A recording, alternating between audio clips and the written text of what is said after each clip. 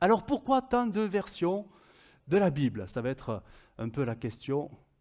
Existe-t-il Existe-t-il des versions plus authentiques que d'autres? Voilà la question. Parce qu'à choisir une version, c'est laquelle qu'on prendrait? Sachant maintenant que, bon, des fois, elles ne sont pas toutes au top. Hein. Ah non, je suis dans le français, je suis que dans le français. Chaque pays, chaque langue a son évolution.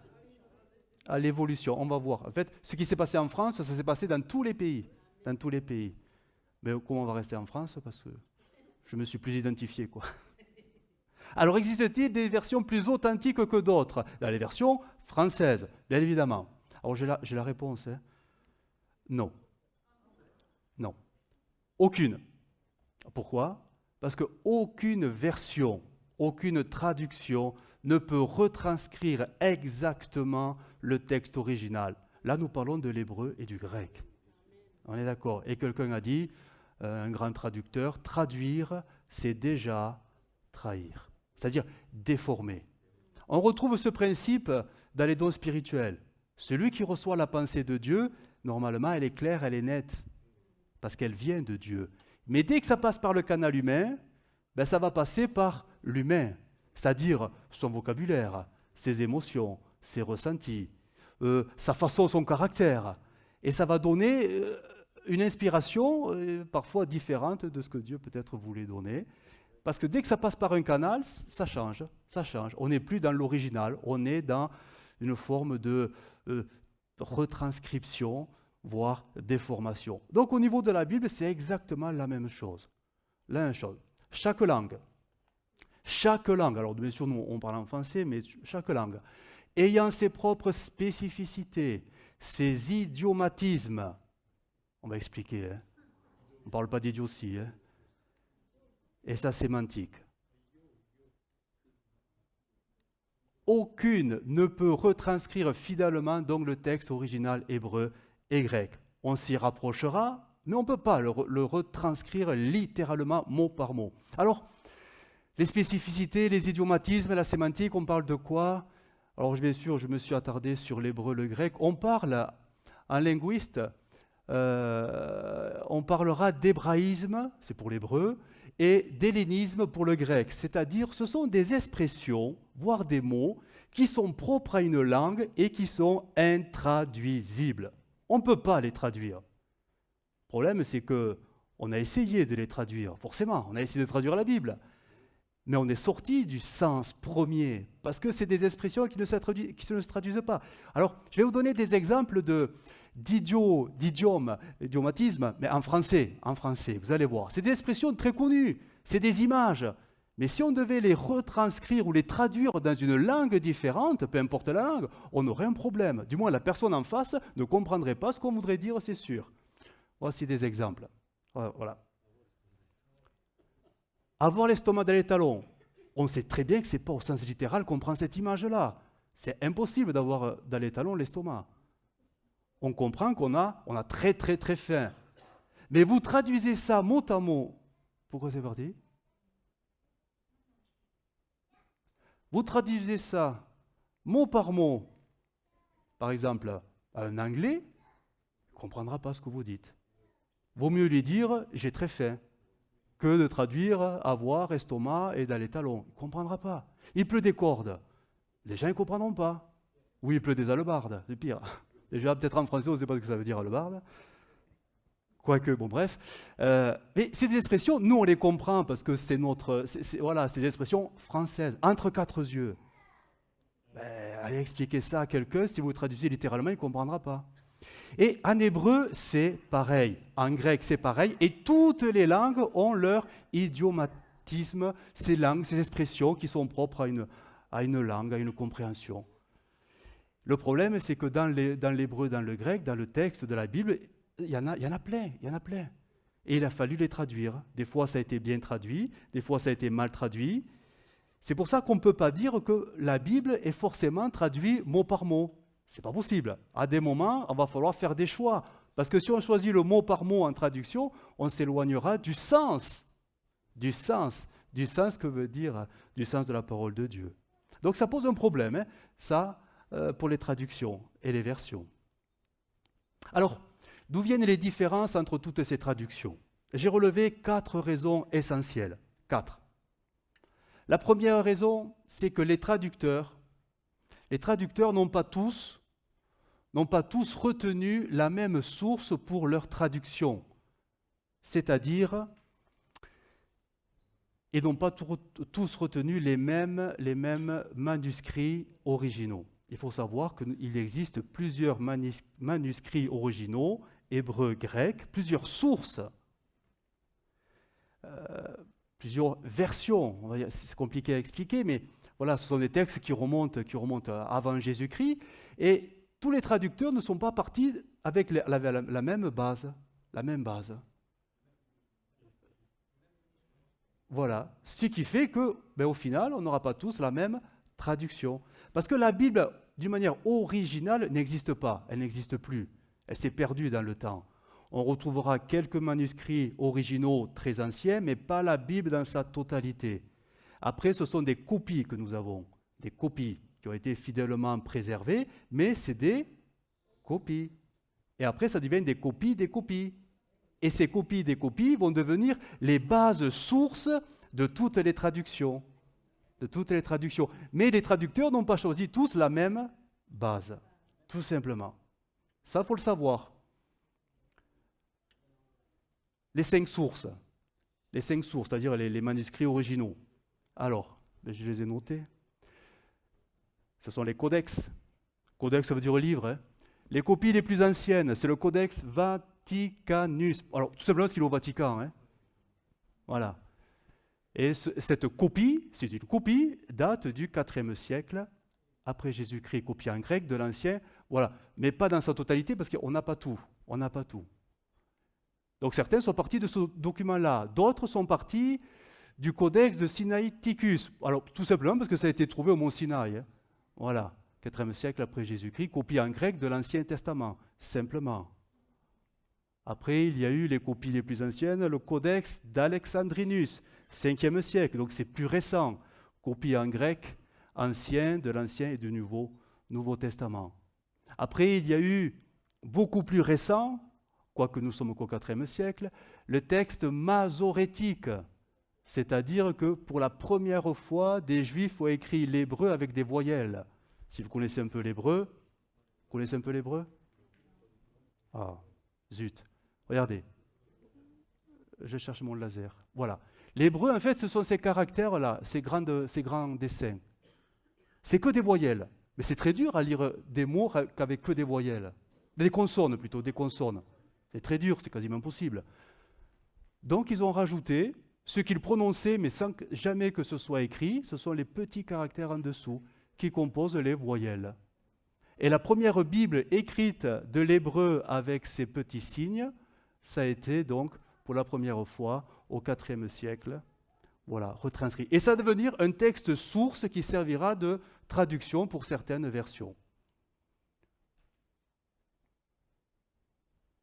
Le dernier texte source, et c'est le plus récent, on en a tous entendu parler plus ou moins, ça date de les années 1950, hein, les manuscrits originaux de la mer Morte, la grotte de Qumran, qui date du moins 3e, moins 1er siècle avant Jésus-Christ. Et là encore, il n'y a pas toute la Bible, il y en a une partie. Mais ce sont les textes les plus récents trouvés, mais les plus anciens, qui vont aussi maintenant servir pour de nouvelles traductions, donc les plus modernes que nous avons sur le marché, notamment la Louis II S21, voilà, qui est traduit à la base maintenant avec ces documents-là. Donc, ce sont 5 sources. Et les traducteurs, du moins au début, quand ils voulaient traduire la Bible, ils choisissaient parmi ces 5 sources. Donc déjà, alors imaginez, il y a la parole de Dieu, et après il y a les copies. Et c'est sur les copies, essentiellement, que toutes nos traductions sont faites. Tu vois, déjà, ça fait un peu drôle. Hein, ça fait un peu drôle. Mais c'est comme ça. La deuxième raison qui fait qu'il y a tant de différences entre les versions, c'est qu'il existe 2 axes de travail pour les traducteurs. Le premier, ils ont le choix.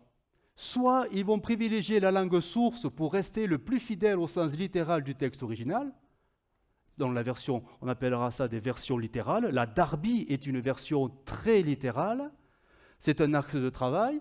Soit les traducteurs vont privilégier tout simplement la langue cible, c'est-à-dire rendre le texte fonctionnel et compréhensible de tous. C'est ce qu'on appellera les versions dynamiques, style parole vivante. Parole vivante, parole de vie. On n'est plus dans la traduction mot à mot, mais on essaie de faire comprendre à la personne qui découvre la Bible pour la première fois, de lui expliquer tout simplement le sens. Donc on n'est plus dans le littéral, on est dans le fonctionnel. Et les Bibles vont se classer selon ces deux axes, les littérales et les fonctionnels. Voilà. Et nous, souvent, on achète une Bible, en fait, on ne sait même pas ce qu'on est en train d'acheter, mais on se dit, c'est la parole de Dieu. C'est pas faux, mais c'est quand même bien de savoir ce qu'on achète, parce que ça va quand même nourrir notre âme, tout ça. Et parfois, moi je me souviens, la première Bible que j'ai eue, bon, on me l'avait offerte, je ne refuse pas, mais c'est une Darby. Ça a été très dur. Moi, jamais je conseillerais, n'offrez jamais une Darby à quelqu'un qui découvre l'Évangile pour la première fois. Mais jamais. C'est très dur à lire, les Darby. C'est comme si vous offrez presque une chouraki à quelqu'un qui rencontre le Seigneur comme ça. Mais faites jamais ça, vous allez tuer sa foi. Il faut leur donner des versions beaucoup plus fonctionnelles, des Bibles beaucoup plus dynamiques, où le texte il est beaucoup plus clair et facile à comprendre. Sinon, vous n'allez pas les aider en faisant ça. Donc c'est bon à savoir, quand vous achetez une Bible, sachez dans quel axe vous voulez partir, littéral ou dynamique. Ça vous aidera. C'est la deuxième raison. Troisième raison du fait qu'il y a tant de traductions, c'est que l'évolution constante de la langue française nécessite périodiquement des mises à jour et des révisions. Alors là, on n'a pas le choix, hein. Si vous prenez une Darby, vous la comparez avec Parole de vie, c'est le jour et la nuit. Et encore, ça reste à l'échelle du dernier siècle. Vous prenez la Français fondamentale et vous la comparez avec Osterwald, là vous êtes avec du vieux français, on ne le comprendrait même plus, le vieux français. Le vieux français, c'est lisible pour nous, c'est lisible. Mais comme la langue elle évolue tout le temps, les mots vont changer, les mots vont s'adapter à notre langage d'aujourd'hui, mais ça va nous éloigner du sens littéral. Un exemple, pour nous, le mot repentance, il est important. En principe, pour les chrétiens, c'est important parce que c'est un vocabulaire propre à la foi. Vous prenez les versions les plus contemporaines, le mot repentance n'existe plus. Parce que ce mot, les gens de tous les jours, ça ne leur parle pas, repentance, ça ne leur parle pas trop. Changer d'état d'esprit. C'est moins fort, mais eux le comprendront mieux. Nous, on va dire, mais on dénature la parole de Dieu. Et c'est vrai. Mais la personne qui lit la Bible pour la première fois comprendra mieux changer d'état d'esprit que se repentir. Parce que repentir, c'est un langage très particulier. Ça fait partie du langage religieux et ce n'est pas accessible à tout le monde. Et là, il y a plusieurs mots comme ça qui ont forcément changé pour essayer de toucher les populations qui ne connaissent absolument rien du domaine de la foi. Donc, à savoir, quand on choisit une Bible, vraiment, faire attention à ce que nous prenons. Parce qu'après, on va la critiquer très vite, la Bible, parce qu'elle ne nous correspondra plus. Oui, mais tu as acheté une Bible qui allait dans ce sens. Il fallait peut-être choisir une Bible plus littérale pour conserver ce que tu as plus à cœur, tout simplement. Donc, il faut le savoir. Et quand on le sait, on est moins surpris à la fin. Troisième raison, dans le langage qui évolue. L'archéologie, forcément, les chercheurs, au bout d'un moment, ils trouvent. Hein. C'est biblique, hein, qui cherchent, trouvent. Ils trouvent des choses. Hein. Et plus ils trouvent des choses, plus, finalement, ça permet de mieux comprendre et d'affiner les langues anciennes. Donc, finalement, ça va permettre d'affiner les compréhensions des langues mortes. Et tout ceci, les découvertes du manuscrit de la mer morte, ça a été une révolution dans le domaine de l'archéologie. Et dans le domaine de la traduction de la Bible, ça a été une révolution totale. Ça a façonné des versions, mais totalement nouvelles, parce qu'on a redécouvert des textes encore plus anciens que ce qu'on avait. Donc plus on découvre des choses sur les cultures de ces temps-là, la façon de vivre, les mœurs, les coutumes, plus ça affine la connaissance et ça va orienter les futures traductions, la compréhension tout simplement des mots. Et en matière d'archéologie, donc, on trouve toujours des choses qui font avancer les traducteurs. Alors, quelle traduction de la Bible faut-il préférer? Quand on connaît un peu tout ça, cet arrière-plan que je viens d'expliquer, finalement, vers quoi faut-il aller? Je dirais que pour mieux choisir sa version, il vaut mieux comprendre son histoire. Là où on veut aller, on le comprendra mieux quand on sait d'où on vient. Et quand on comprend l'histoire de la traduction de la Bible française, alors ça va nous orienter assez facilement pour choisir les bonnes versions et mettre de côté les moins bonnes, pour ne pas dire les mauvaises, parce qu'il y en a des mauvaises. Alors j'ai fait un historique. Vous y voyez bien? Ça va? Ok? Alors, nous sommes moins 300 avant Jésus-Christ. Alors ça se situe où? Nous sommes entre la période de l'Ancien Testament et du Nouveau Testament. Cette période dure 400 ans. 400 ans, c'est la période où les Grecs ont envahi un peu tout le monde. Il y a eu les Babyloniens, il y a eu les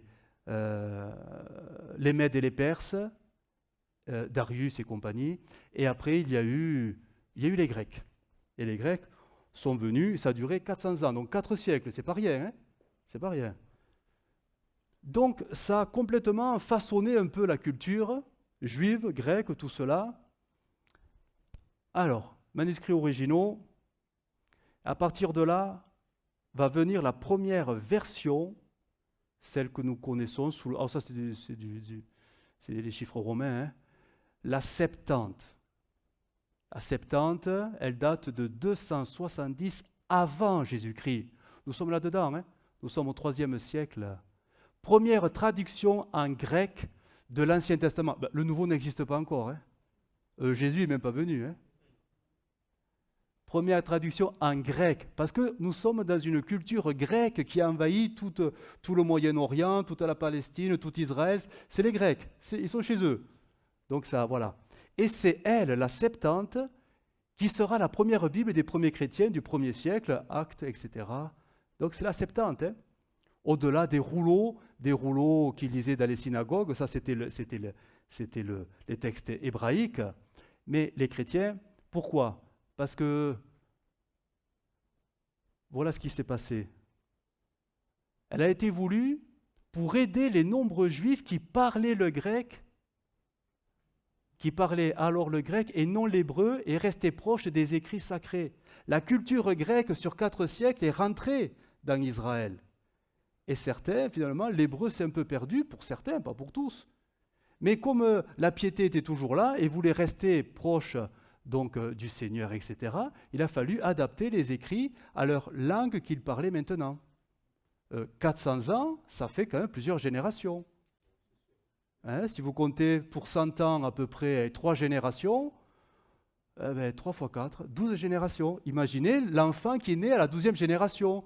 En fait, il parle plus le grec que l'hébreu, parce que peut-être que ses arrière-parents ont du sang hébreu, mais lui, il parle grec parce que tout le monde parle grec, hein, tout simplement. Hein.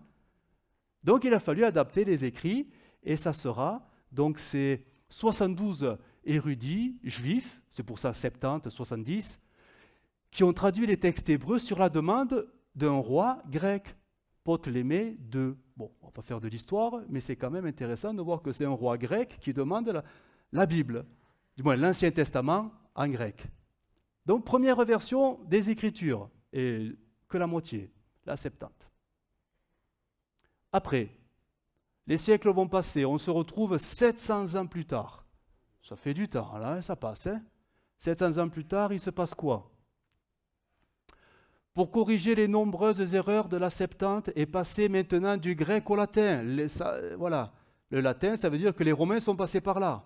Ben oui, les Romains se sont installés, les Grecs sont partis, maintenant c'est les Romains. Donc, la Bible va changer et ça va être la fameuse Vulgate de Jérôme. C'est pas moi, hein. Ben non, c'est pas moi. 400 ans après Jésus-Christ. Nous sommes au 4e siècle après Jésus-Christ. Ça sera la Bible. Alors, chaque fois que vous verrez un carré rose, c'est catholique. Catholique veut dire universel. La première église était universelle, catholique. Pour nous, c'est assez péjoratif, mais à la base, c'est qu'un mot pour dire le rassemblement des chrétiens. C'est tout. Donc, ça sera la Bible de référence. Jérôme de Stridon, vous voyez que ce n'était pas moi, hein, 347-420, était un moine, traducteur de la Bible et docteur déjà de l'Église, qui a voulu donner accès à la Bible à tous ces gens maintenant qui parlaient le latin, parce que le grec se perdait de plus en plus. La Vulgate. Qu'est-ce qui va se passer? Nous sommes au XIIIe siècle. Ça veut dire que pendant ce temps, on reste sur le latin, la Vulgate. Pendant tout ce temps, pendant 900 ans, on va rester, tous les chrétiens sont calés sur la même version, il n'y en a qu'une, c'est le latin, c'est la Vulgate. Nous sommes 900 ans plus tard, au XIIIe siècle après Jésus-Christ. Nous sommes à peu près Moyen-Âge, voilà. La Vulgate, à partir de là, les choses vont évoluer. Il faut noter que la langue française va commencer à arriver au 8e siècle. On commence à parler le français. Du latin, on passe au français. Le vieux François. Français. Donc, si les gens parlent français, il faut traduire la Bible en français. Et voici la première version française, la Bible de l'Université de Paris, 1250. Et chose nouvelle, inédite, la révolution, apparition de la division en chapitres. Imaginez le texte complet, sans chapitre et sans verset. Imaginez. On n'arrive même pas à l'imaginer. Mais c'était ça. Pendant des siècles et des siècles, ça a été ça. Il a fallu qu'à ce moment-là, donc on est au XIIIe siècle, quelqu'un, dont ce traducteur s'est dit, mais ça serait bien pour faciliter les choses, si on pouvait mettre des chapitres. Des chapitres. Voilà les chapitres qui apparaissent au XIIIe siècle. Nous sommes toujours Bible catholique. On continue, ça évolue. Nous arrivons au XVe siècle, donc 200 ans plus tard, à partir de la Vulgate, elle va devenir source, vont venir une autre version, ce qu'on va appeler une révision. Une révision. La Bible de Jean de Rély. Nous sommes au XVe siècle, 1496, et ça sera la première traduction, donc la deuxième traduction française, mais la première traduction française qui sera imprimée. Imprimée. Tiens, imprimerie. Eh oui, ça n'existait pas l'imprimerie. Mais elle est basée, elle, sur la Vulgate. Oui, bien sûr, Gutenberg. Voilà. La Bible de Gutenberg. La Bible de Gutenberg, en fait, c'est la Vulgate, c'est tout. Sera le premier livre imprimé en 1455. Mais c'est la Vulgate, c'est la Bible latine. Là, nous parlons presque 40 ans après, la première Bible française imprimée. 40 ans plus tard, le texte français devient accessible sous format imprimé. Et nous sommes au XVe siècle. Et c'est encore catholique. À partir de la Vulgate, nous sommes au XVIe siècle. XVIe siècle, qu'est-ce qui s'est passé? Là, c'est la grande révolution, c'est la réforme, les protestants protestent, et on retour aux sources, c'est-à-dire aux textes originaux. On ne veut plus de la Vulgate, on ne veut plus de la Septante, on veut retourner aux manuscrits originaux. Alors qu'est-ce qui va se passer? À partir de la Vulgate, les catholiques vont continuer. Eux, ils continuent dans leur lignée. La Bible de Lefebvre d'Étaples en 1528, c'est une révision basée à nouveau de la Vulgate, tout simplement. Ils continuent, parce que le langage évolue, le français évolue déjà à cette époque, donc ils adaptent. Mais comme nous sommes en pleine réforme, vont apparaître les réformateurs. Les réformateurs, c'est qui? C'est les carrés verts, c'est les protestants. Voilà. Première traduction protestante, la Bible de Robert Olivetan. Première traduction protestante. Elle est de 1535. Personne n'a une Olivetan à la maison? Faites les brocantes, vous allez la trouver. Hein? Bon, il faut chercher, mais on la trouve, elle est accessible. Hein? Dans les vieux greniers, des vieux papys, on trouve. Elle se trouve encore. Hein? Donc Robert Olivetan, première traduction protestante. Donc nous sommes à peu près, vous voyez, en 35, nous sommes en 28. Les catholiques ont leur Bible, les protestants ont leur Bible. Ça y est, déjà, ça se divise. C'est la réforme, c'est normal, c'est comme ça, c'est l'histoire, c'est notre histoire. Qu'est-ce qui va se passer?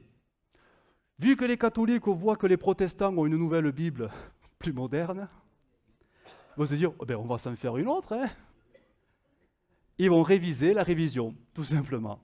Et ça sera la Bible de Louvain en 1550. Vous voyez que quand même, le travail de traduction, chaque fois, on est à peu près dans des tranches de 20 ans, 30 ans hein, pour le travail. Hein. Ils n'étaient pas rapides, mais bon, on est au 15e, 16e siècle. Hein. Mais on voit que c'est réactif. Il y a cette guerre-là entre les protestants, celui qui aura la dernière version. Alors, bon, c'est protestant, bien évidemment. C'est catholique, voilà, c'est rouge. Les protestants, ah mais les protestants, ils vont protester, bien sûr. Ils sont là pour ça. Ils vont sortir la fameuse Bible qui marquera l'histoire, la Bible de Genève, 1562. Donc 12 ans après, ils ont vraiment forcé le travail. Là, hein. Mais finalement, c'est quoi? Ben, c'est une révision de celle-ci. Et la chose, alors ils ont sorti le grand jeu, apparition pour la première fois de la numérotation des versets tels que nous les connaissons. Les catholiques ont sorti les chapitres, les protestants les versets. Voilà, c'est bon à savoir quand même. Hein. C'est bon à savoir. Voilà, nous sommes donc au XVIe siècle. L'histoire va continuer. Nous sommes maintenant au XVIIe siècle. Ah, attendez, je crois que... Bon, on verra après. XVIIe siècle. Donc, 100 ans plus tard, la Vulgate. On revient à la Vulgate, c'est-à-dire c'est presque la source des catholiques. Ils vont à nouveau ressortir une révision. La version Bible Port-Royal de Lemestre de Sacy, nous sommes en 1696. Ça sera la traduction la plus accessible au grand public ne connaissant pas le latin. En fait, c'est l'équivalent pour nous aujourd'hui de la parole vivante. Mais au XVIIe siècle, c'était une révolution. C'était vraiment le texte qui venait le plus accessible possible. Tout le monde pouvait comprendre la Bible. Et ça, c'est les catholiques qui l'ont mis en place. Parce que tout le monde ne connaissait pas le latin, même si toutes les messes étaient dites en latin. Eh oui. Donc c'est quand même une grande révolution chez les catholiques. Nous sommes au XVIIIe siècle, 100 ans plus tard. À partir de la Bible de Genève, qui elle est du XVIe siècle, il va avoir une révision. La Bible de David Martin, quelqu'un l'a cité, il me semble. Oui. Révision de la Bible de Genève, presque 200 ans. La révision de la Bible de Genève, David Martin, qui elle-même amènera une autre révision presque 40 ans plus tard. La fameuse Jean-Frédéric Osterwald, qui est une révision de la Bible de Genève. Vous voyez, on pioche même plus dans les textes originaux. Ça y est pas, ça. On n'est même plus dans les codex ou quoi que ce soit. On est des révisions, tout simplement. Et c'est là qu'on s'éloigne. On arrive au XIXe siècle. Ah, là, ça va chambouler. 100 ans plus tard, le grand réveil évangélique. Les évangéliques, c'est nous. Un peu, c'est nous. Hein. Un retour aux sources. Deuxième retour aux sources. Qu'est-ce qui va se passer? Alors, chez les catholiques, il va y avoir tout simplement une révision. Eux, ils révisent. Nous sommes en 1824. Ils vont réviser la Bible de Sacy. Bon, pour eux, c'est leur part. Les protestants vont réviser la Bible de la Genève, donc c'est la Bible de Lausanne, basée sur les textes de Genève et basée sur les originaux. Donc ils reviennent, ils refont leur Bible à partir de l'hébreu et du grec. Donc c'est quand même intéressant ce qu'ils vont faire là, chose qu'ils n'avaient pas faite jusqu'à présent. Va apparaître, vous voyez, on est quoi? On est 7 ans après. 7 ans après, première traduction protestante basée exclusivement sur les textes originaux, la Louis II, 1879. Je ne pense pas que vous l'ayez. En principe, vous avez soit la 1910 ou la 76, mais celle-ci. Donc, c'est la première protestante basée, mais directe. On revient à la source, mais vraiment à la source. Qu'est-ce qui va se passer? Mais les évangéliques vont se mettre au travail. Parce que c'est les protestants, tout ça, catholiques, protestants. Les évangéliques, ce seront les carrés jaunes. Il va se passer quoi? Eh bien, Darby. En 1885, donc vous voyez, ça se suit presque, hein, tout ça. Traduction littérale, ça sera la plus littérale du moment, sur la base de l'Ancien Testament, le Nouveau Testament, l'hébreu et le grec. Et après, il y aura les révisions 1991 et 2006. Mais à ce moment-là, c'est vraiment la Bible la plus difficile à lire. Hein. Mais à l'époque, c'était une révolution. C'était la révolution. On redécouvrait les textes hébreux et grecs, mais traduits. Mais on redécouvrait les textes originaux. On n'était plus dans les révisions, des révisions, des révisions, des révisions. On ne pouvait plus des révisions. On revient à ça. Et il va y avoir aussi quelque chose d'inédit, ça n'existait pas, la Bible du rabbinat français, le grand rabbin français Zadok Khan, qui en 1899, donc 4 ans après, va amener sa première traduction française juive de l'Ancien Testament. Ça, c'est quelque chose d'intéressant à voir. Ça se trouve assez facilement. Hein. C'est vraiment, du moins, si vous aimez l'hébreu, c'est un texte, c'est une Bible à avoir. Hein. Zadok Khan, la Bible du rabbinat. Donc tout ça, c'est le 19e siècle. Donc on voit que il y a 4 sources, ou plutôt 4 cibles, les catholiques, les protestants, les évangéliques, et on va dire un peu annexes, hein, parce qu'on a du mal à les situer hein, au niveau. Oui, mais ça va aller plus loin que ça, c'est parce que si c'était vraiment que juif, dans le sens judaïsme, ils ne s'occuperaient pas de traduire le Nouveau Testament. Ben oui, et pourtant ils vont y aller jusqu'au Nouveau Testament. Donc c'est à part, c'est vraiment à part. C'est pas la religion du judaïsme, hein, c'est vraiment. Non, même pas. Non, c'est vraiment, voilà, c'est un groupe isolé. Comme on va voir qu'au XXe siècle, c'est que des groupes isolés qui vont faire leur propre Bible, tout simplement. On continue, 19e siècle, 20e siècle. Ça y est, on y est presque par rapport au 21e. Qu'est-ce qui va se passer? Les manuscrits originaux, Crampon. Quelqu'un l'a cité, là, Crampon? Alors, les catholiques, ils ont dit, mais si tout le monde le fait, on va le faire. Et ils vont traduire, vous vous rendez compte, on est en 1905, première Bible catholique basée sur les textes hébreux et grecs, pour la première fois de leur histoire. C'est bien, hein?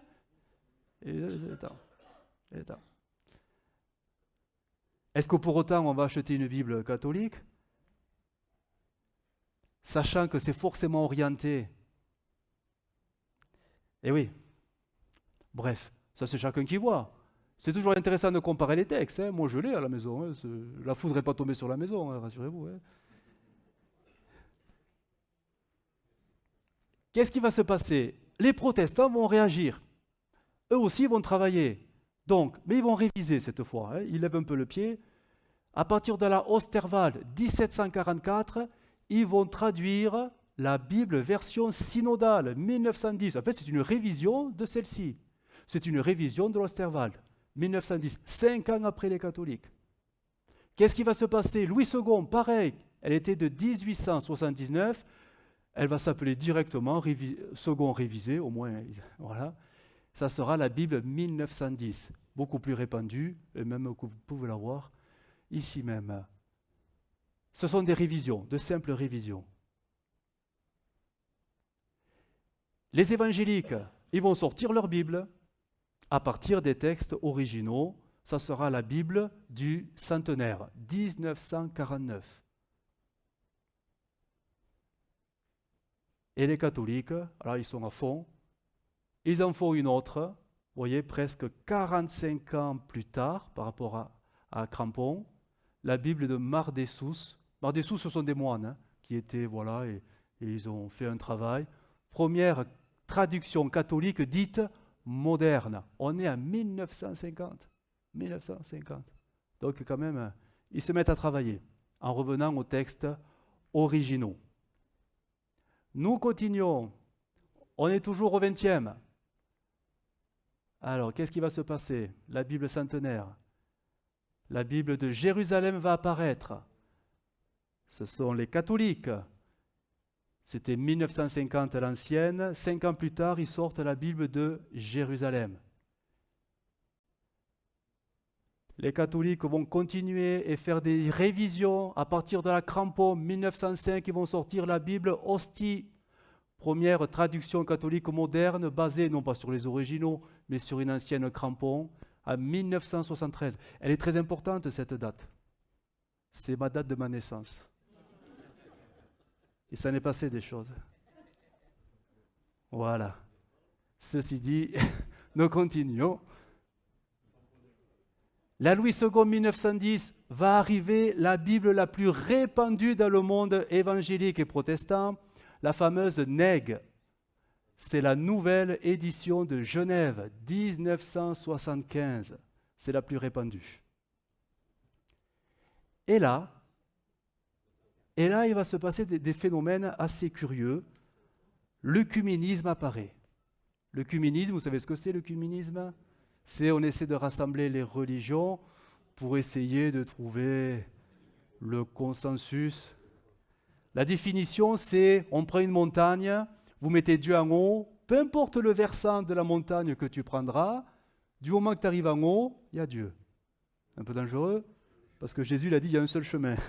Eux, ils disent, mais il y en a tellement, tu choisis ton chemin, mais il y a Dieu au bout. Donc, et voici ce que les catholiques vont faire. Les catholiques, à partir de la Jérusalem, et chose étonnante, les évangéliques vont se mettre ensemble et travailler à la première traduction œcuménique 75 Tob. Tob, ça veut dire traduction œcuménique de la Bible, tout simplement. Et il y aura après des révisions, 2010, etc. Mais c'est quand même étonnant de savoir que ça vient des catholiques et des évangéliques. C'est étonnant des évangéliques. On se dit, mais tu sais, on aurait compris des protestants, mais des évangéliques. Bon, ça sera la taube. Elle est là, elle est sur le marché, elle existe. Les protestants restent protestants, ils ne veulent pas de l'œcuménisme, et ils font la nouvelle Bible qui est très connue, la Louis II dite à la colombe. La colombe, elle est souvent appelée aussi la Bible Thompson. Mais Thompson, en fait, Thompson, il n'a pas fait de Bible. C'est les commentaires de Thompson qui sont greffés à la colombe, tout simplement. C'est la Bible de l'année 1978. La Bible de Thompson, elle est très connue pour être ce gros volume, là, avec plein d'études bibliques dedans, des thématiques. Voilà. Mais c'est qu'une Louis II révisée, en fait. Mais elle est intéressante de par les études bibliques à l'intérieur. Donc, nous sommes en 1978. Et il se passe quoi? André Chouraki, qui va sortir sa première traduction juive, Nouveau Testament et Ancien Testament. Et là, il faut savoir que si le texte il est très littéral, c'est intéressant à voir, une André Chouraki, c'est pas agréable à lire, mais c'est intéressant à consulter. Il faut savoir que les commentaires sont interreligieux. Pas œcuménique, interreligieux, c'est-à-dire il a puisé dans toutes les religions pour y mettre les commentaires des uns et des autres. Vous aurez des commentaires catholiques, des commentaires protestants, des commentaires juifs et des commentaires de l'islam. Bah oui, pour lui, ça ne pose pas de problème. Lui, ce qui l'intéresse, c'est le texte hébreu, la théologie qu'il y a derrière, mais il s'en fiche complètement. Lui, il prend tout le monde. C'est le texte hébreu, c'est tout. Donc, il faut le savoir. faut le savoir. Les commentaires de Chouraki, si vous les consultez, il faut savoir que ça peut être interreligieux. Donc ça peut parfois nous surprendre. Mais quand on le sait, on est moins surpris. Mais nous sommes en 1977. Nous continuons avec toujours le XXe siècle. Ça n'est passé des choses. Hein. Nous sommes avec les manuscrits originaux. Va apparaître, nous sommes en 1982, la Bible français courant. Et chose étonnante, et moi-même je ne le savais pas, c'est une traduction œcuménique. Ouais, oui. Et après, il y aura les révisions 1997 et 2019, mais c'est une traduction œcuménique. Alors, il ne faut pas en avoir peur. Hein. Le texte, lui, il est toujours basé sur l'hébreu, le grec. Là où on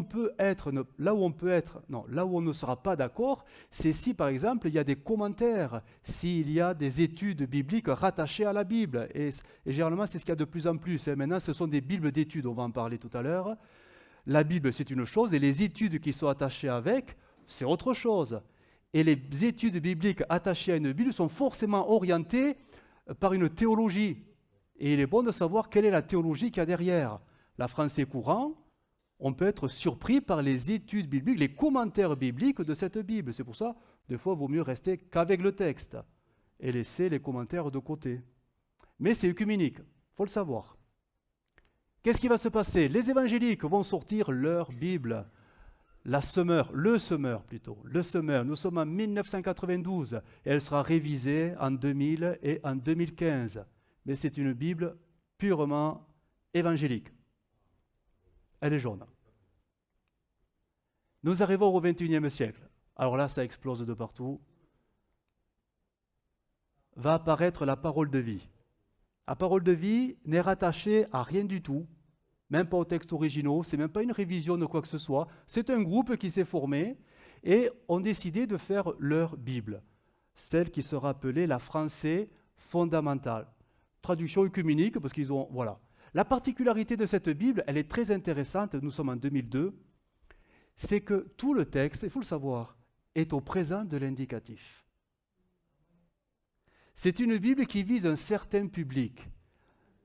Les gens qui n'ont pas eu forcément un parcours scolaire qui leur permet parfois d'être très littéraires, qui peuvent tout simplement aborder des textes en français, mais vraiment, voilà. C'est ciblé pour eux. Et là, vraiment, la cible, elle est atteinte parce qu'elle est quand même très particulière. Pour les enfants, elle est idéale. Même si elle est œcuménique, elle est idéale. C'est du présent de l'indicatif. C'est plus facile à comprendre qu'un passé simple, nous mangeâmes, nous passâmes, nous fîtes et compagnie. Bon, nous, on le comprend parce qu'on est des grands. Mais un enfant de 7 ans, 8 ans comprendra mieux cette version que une Louis II 1910 ou une Darby 1885. Donc, moi je la recommande, mais ça dépend pour qui. Mais je la recommande. Même si elle est œcuménique, je la recommande. Du reste, si vous l'achetez, vous verrez qu'il y a même les livres apocryphes dedans. Les fameux deutérocanoniques. Alors attention, vous n'allez pas mourir, hein. Faut simplement passer. Il faut garder le texte qui nous intéresse, tout simplement. Voilà. Donc, et ça appartient à personne. Ils sont là, et voilà, ils ont fait leur Bible, parole de vie. Louis II, lui, dis-moi, les protestants vont amener leur nouvelle, la fameuse NBS. NBS, Nouvelle Bible Second, 2002. Donc ça sera simplement une révision de la 1910. Il faut le savoir. Parce que souvent, on croit acheter une nouvelle version, on se dit « Ah, chouette, j'ai une nouvelle version », mais en fait, c'est que des révisions. C'est des simples révisions. Ce n'est pas des nouvelles traductions, c'est des révisions. Qu'est-ce qui va se passer? Les catholiques vont faire pareil. Ils vont sortir, et c'est une révolution chez eux, 2013, la nouvelle traduction liturgique. C'est vraiment la traduction moderne catholique la plus, voilà. Mais fortement déconseillée pour nous, parce que dans la Bible, il y a la liturgie catholique, donc ça, voilà, ça ne nous concerne pas. On n'est pas du tout dans la liturgie catholique. Mais pour le catholique, c'est vraiment, voilà, c'est le meilleur ouvrage. C'est le meilleur ouvrage. Au moins tout est dit, tout est clair. qu'est-ce qui va se passer? Un autre groupe va se constituer et ils vont traduire. En fait, ils ne vont pas traduire. Ils vont rassembler toutes les versions existantes d'un peu partout, de toutes les confessions, tout ça, et ils vont composer ce qu'on va appeler une transcription. C'est-à-dire, à partir des textes, ils vont paraphraser la Bible. Paraphraser. Ce que la Bible va dire, par exemple, en une ligne, en 3 ou 4 mots, eux, ils vont le dire en 2, 3 lignes, en amenant des détails, de la paraphrase. Et elle est souvent citée, la parole vivante, parce qu'elle est quand même assez intéressante. Hein. C'est dirigé par Alfred Kuen. Et ça a commencé en 1976, et on est en 2016, et on est en 2023, et le travail n'est pas fini. Toute la Bible en parole vivante n'est pas encore réalisée. Donc, c'est en cours. Mais c'est quand même une transcription. Ce n'est pas une traduction, ce n'est pas une révision, c'est une transcription. Ce sont les seuls à avoir fait cela, la transcription. Et il va se passer ceci, la nouvelle second 21, qui eux vont revenir, ils ne sont plus dans les révisions, ils vont revenir aux textes originaux, parce que qu'est-ce qui s'est passé? Nous sommes en 2007, il s'est passé la découverte archéologique des manuscrits de la mer Morte. Ça a révolutionné le monde des traducteurs, et les protestants ont dit on refait une Bible totalement, en se basant maintenant sur tous les textes qui ont été trouvés, ce sont des nouveaux originaux. Donc la nouvelle Louis II est la plus proche du texte Louis II par rapport à l'archéologie. Donc c'est pour ça qu'elle est quand même intéressante. Elle date de 2007, quoique maintenant elle est en 2023. Hein. Mais à l'époque, c'était quand même déjà vraiment une nouvelle traduction. Et il va se passer quoi? Ici, nous sommes en 2022, c'est la plus récente que j'ai trouvée, c'est la Bible juive complète, première traduction juive, Nouveau et Ancien Testament.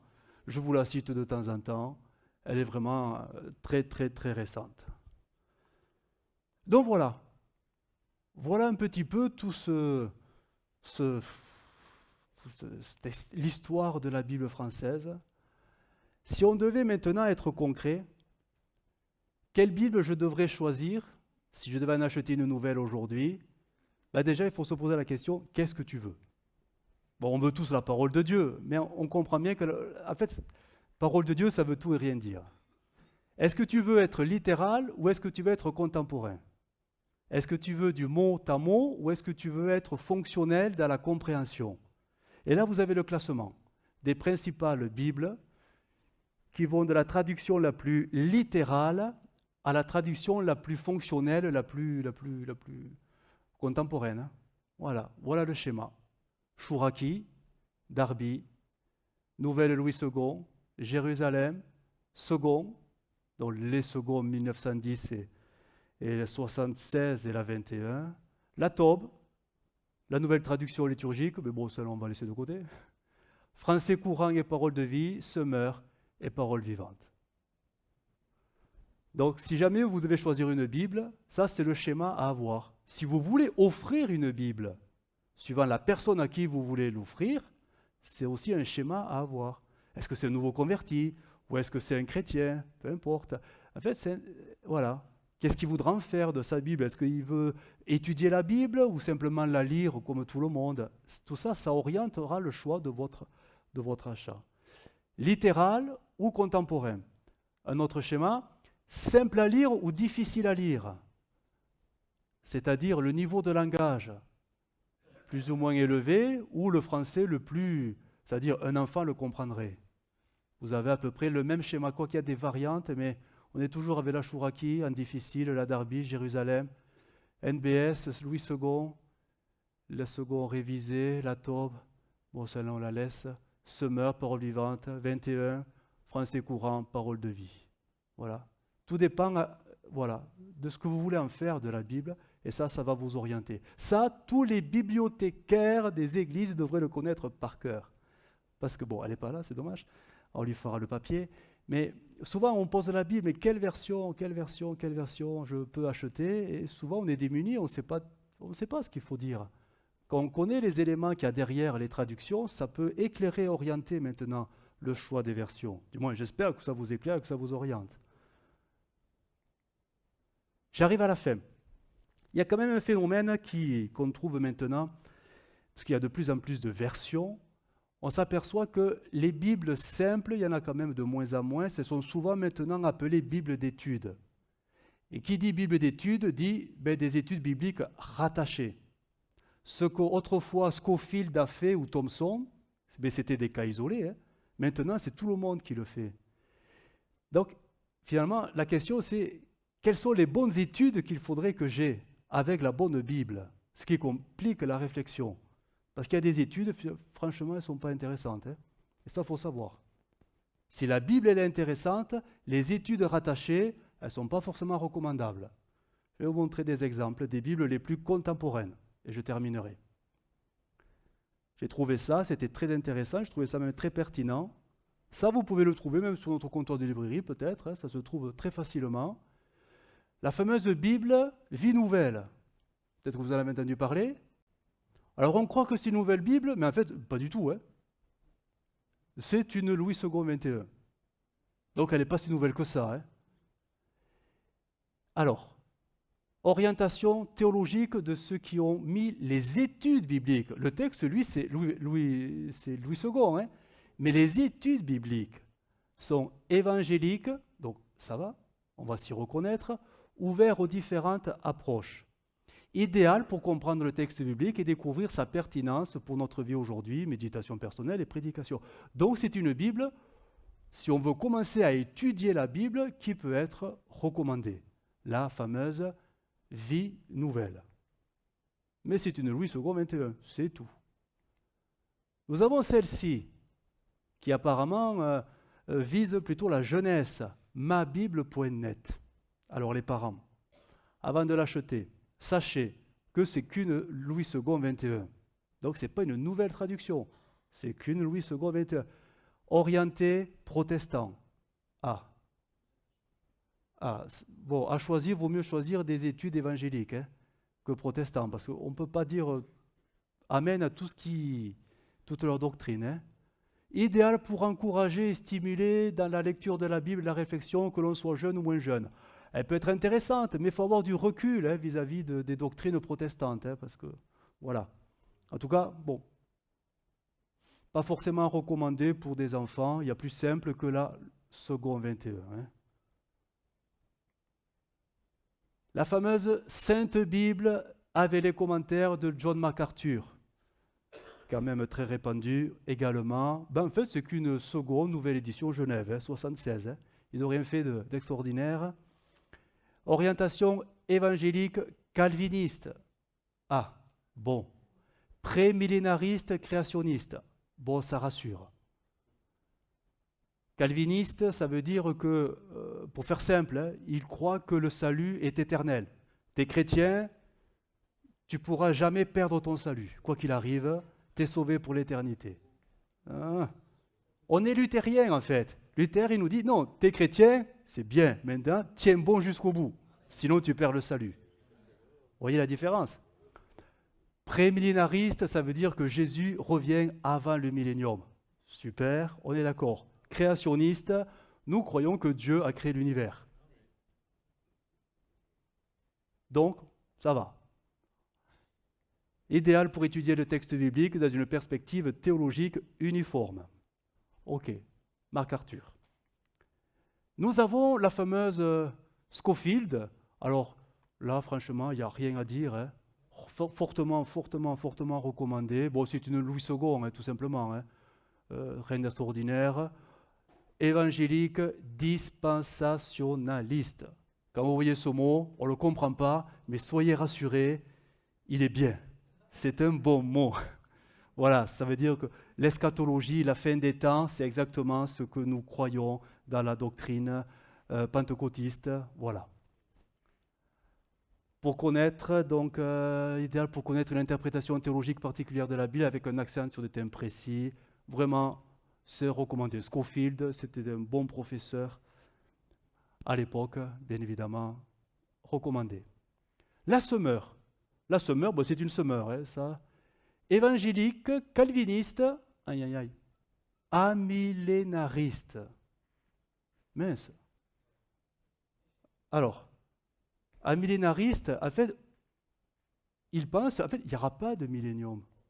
Le millénium, en fait, c'est ce temps de conversion. Quand je me convertis au Seigneur, je suis dans une vie nouvelle qui est représentée par un temps de grâce symbolisé par le millénium. Vous voyez? On est dans le symbole, tout simplement. Il n'y aura pas de millénium. Pour les amillénaristes, il n'y aura pas de millénium. Le millénium, pour eux, c'est le symbole de la vie nouvelle en Jésus-Christ sur terre. On a du mal. Mais c'est bizarre qu'ils comprennent les textes comme ça, mais bon, c'est comme ça. Mais c'est bon à savoir. Si vous lisez les études bibliques de la Semeur, si le texte, on l'apprécie, les études, attention, on ne peut pas tout recevoir comme ça. C'est pas possible. Donc idéal pour comprendre le texte biblique et ses liens internes et étudier ses enseignements, etc. La Bible des femmes. Ah, on est arrivé aux femmes. Voilà. Alors c'est une semeur. C'est une semeur. C'est une simple semeur. Quelqu'un l'a, cette Bible? Madame Cavalier, vous l'avez? Elle est bien. Oui, c'est une semeur. Le texte est bien. Le texte est bien. Après, orientation, c'est évangélique. C'est bien. En fait, c'est bien. C'est bien. C'est fortement recommandé parce que bon, on s'y retrouve. Hein. Mais c'est vrai que c'est ciblé pour les femmes. Voilà. Oui. Les femmes de la Bible sont mises en avant, en fait. Et on tirera des enseignements des femmes de la Bible pour la femme d'aujourd'hui. C'est vraiment ciblé, c'est pertinent. C'est pour les femmes. N'allez pas offrir ça à un homme. Hein. Oui, ça peut être intéressant. Voilà, en plus, voilà, être encouragé dans l'application de la Bible en tant que femme.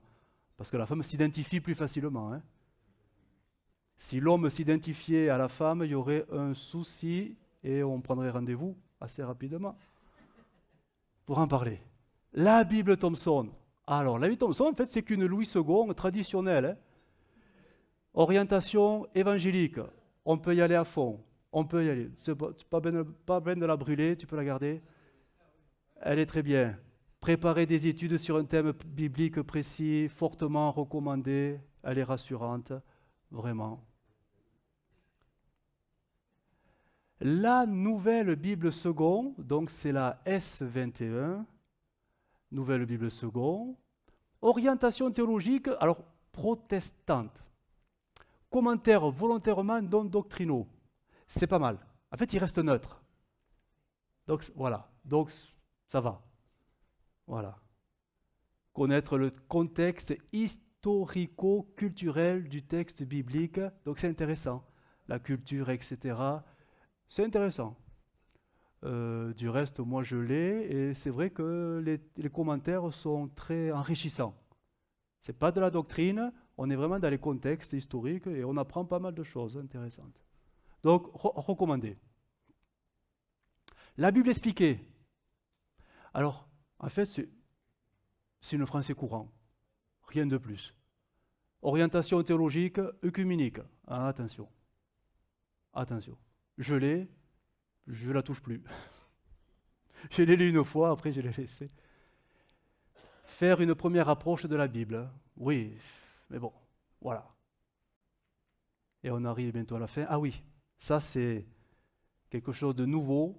La Bible, esprit et vie. Mais en fait, c'est une Louis II 1910. Hein. Sa particularité, c'est que c'est la seule Bible à caractère évangélique pentecôtiste. C'est la seule. C'est vraiment nouveau. Nouveau. Le texte est ancien comme Hérode, mais les commentaires, eux, sont vraiment pentecôtistes. Si vous voulez vraiment cerner la théologie pentecôtiste, c'est cette Bible qu'il faut avoir. Connaître les interprétations pentecôtistes du texte biblique, elle est vraiment donc idéale. Mais le texte, c'est que vous n'apprendrez rien de plus. Mais les commentaires sont vraiment enrichissants. Voilà, on arrive à la fin, finalement. On en arrive à cette conclusion. C'est à chacun de savoir ce qu'il recherche en lisant la Bible. C'est pour ça que la question, est-ce qu'il y a des Bibles plus intéressantes que d'autres? En fait, mais ça dépend de ce que vous cherchez, en fait. Ça dépend de ce que vous voulez en faire. Est-ce que c'est pour lire? On va dire, ben oui, c'est pour lire la Bible. Oui, mais vous savez, il y en a qui lisent que la Bible, il y en a certains qui méditent la Bible, il y en a certains qui étudient la Bible, il y en a certains qui approfondissent les Écritures. Si tu veux simplement lire la Bible quotidiennement, bon, tu peux prendre n'importe quelle version.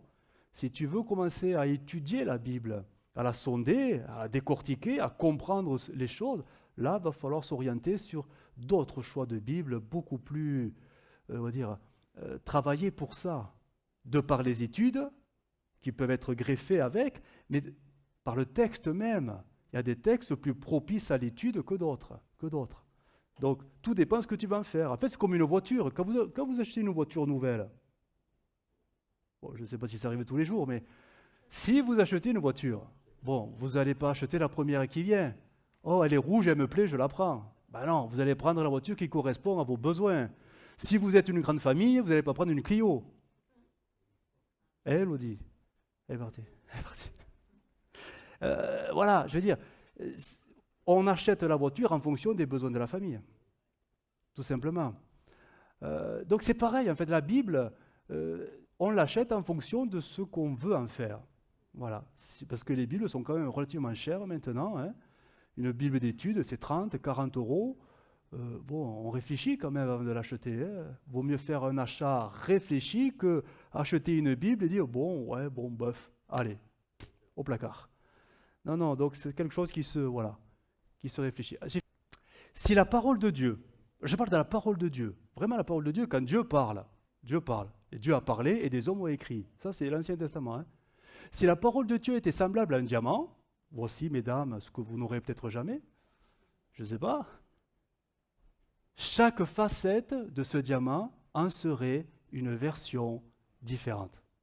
Ça veut dire qu'en fait, aucune version, je parle des versions, pas des études bibliques qui sont accrochées avec. Hein. En fait, on ne peut pas dire qu'il y a des versions mauvaises. Je dirais, même les catholiques ne sont pas forcément mauvais, parce que ceux qui sont rattachés au texte hébreu, ils ont fait un travail de traducteur derrière. Ce ne sont pas de mauvaises personnes. C'est l'interprétation qui est après erronée. C'est autre chose, l'interprétation. Mais le travail des linguistes, des traducteurs, voilà, ils sont retournés à la source. Et chaque facette donc sera bien sûr forcément différente, mais donnera un aspect différent de la parole de Dieu. Donc on ne peut pas dire qu'une version est moins bien qu'une autre. Après, c'est comme les goûts et les couleurs. Tout est complémentaire. C'est pour ça que moi je recommande, du moins si vous aimez vraiment la parole de Dieu, je vous recommande d'avoir cette discipline, moi je me l'impose, hein, de lire la Bible une fois par an. Et quand vous avez fini, vous recommencez avec une nouvelle version. Et chaque année, vous changez de version. Au bout d'un moment, vous allez acheter une bibliothèque. Bon, c'est pas grave. Mais ça va vous enrichir. Parce que si vous lisez toujours la même traduction, c'est comme si vous regardiez toujours le bijou, mais sous le même angle. Vous passez à côté de multitudes de richesses, parce que plus la langue évolue, et plus quand même il y a des choses qui ressortent et qui sont pertinentes. Tout n'est pas forcément bon, mais il y a des choses intéressantes. Et la parole de Dieu, c'est un ensemble. C'est un ensemble. C'est comme quand on prend la Bible, c'est 66 livres, mais les 66 livres nous parlent de qui? De Dieu, sous des angles différents. C'est le centre, tout simplement. Les traductions, le centre de la traduction, c'est de revenir à la parole de Dieu. Première initiale, quand bien sûr les traductions sont basées sur les textes originaux. Attention, quand c'est des révisions, là il y a une perte considérable. Voilà. Mais quand ce sont basés sur des textes originaux, et c'est pour ça, quand vous prenez une Bible nouvelle, ouvrez toujours la première page. C'est écrit, texte basé sur. Si vous n'avez pas écrit texte originaux, prenez la suivante. Mais voilà, en fait, tout est là, mais c'est souvent ces premières pages qu'on ne lit pas, on les saute, la préface de l'auteur, tout ça, on n'aime pas lire tout ça. Et c'est pourtant là que tout est expliqué, et c'est ça qu'il faudrait lire en premier. Ça nous orientera et ça évitera peut-être beaucoup de déceptions. Voilà, je termine, je ne vais pas vous garder plus longtemps.